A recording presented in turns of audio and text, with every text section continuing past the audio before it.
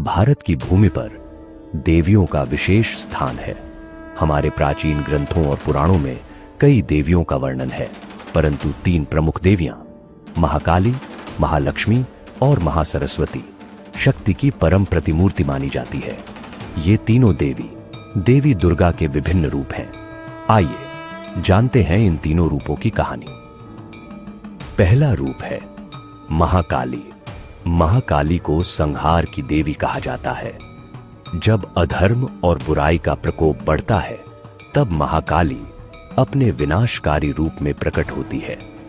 उनके 10 भुजाओं में अलग अलग अस्त्र होते हैं और वे समय, मृत्यु और संहार की अधिष्ठात्री हैं। महाकाली का रूप केवल विनाश का नहीं, बल्कि समय के चक्र को पुनः स्थिर करने का है। उनका काला रंग जीवन और मृत्यु के बीच के शाश्वत अंधकार को दर्शाता है। महाकाली वह शक्ति है जो समस्त बुराई का अंत करती है।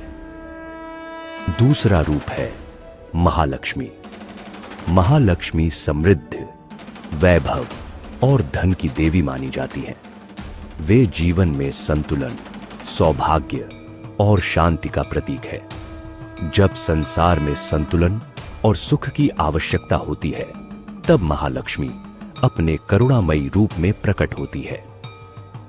महालक्ष्मी का यह रूप यह दर्शाता है कि जीवन में समृद्धि के साथ साथ सही मार्ग और धर्म का पालन भी आवश्यक है।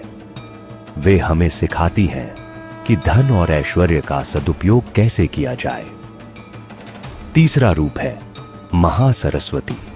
महासरस्वती ज्ञान, संगीत, कला और विद्या की देवी है। जब संसार में अज्ञानता का अंधकार फैलता है, तब महासरस्वती अपनी दिव्य वीणा से ज्ञान की धारा बहाने आती है। उनका श्वेत वस्त्र और कमल पर विराजमान होना पवित्रता और सत्य का प्रतीक है। महासरस्वती हमें यह संदेश देती है कि जीवन में ज्ञान ही सबसे बड़ा धन है। वे हमें सिखाती हैं कि सही ज्ञान ही जीवन को सार्थक बना सकता है। महाकाली, महालक्ष्मी और महासरस्वती तीनों शक्ति के अलग अलग रूप हैं, परंतु इनका एक ही उद्देश्य है, संसार को संतुलन, सुख और सत्य का मार्ग दिखाना।